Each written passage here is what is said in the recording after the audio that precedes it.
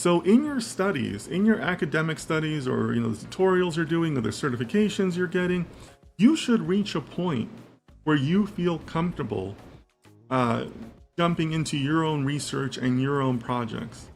You should have the creativity and the know-how and some of the coding skills to be able to say, oh, okay, yeah, I read this report and that report makes their raw data available. I bet I could do something more with that raw data.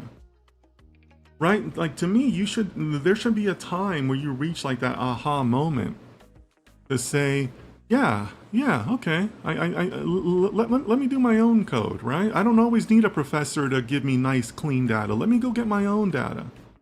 Let me go ask my own questions. I don't always need a book or an assignment to tell me what to do. I can come up with what to do, right? See, until you can do that, I would still say you haven't kind of broken out of that beginner stage, right? But I want to see that progression for somebody to be able to grow into that, to be able to say, okay, well, I have my own, I know my own Python skills. I know how neural networks work or how other models work. I'm pretty smart. I can go out and source my own data. Okay, let me go ahead and do that, right? So I say that because, one, I think that's a really good like milestone in your growth.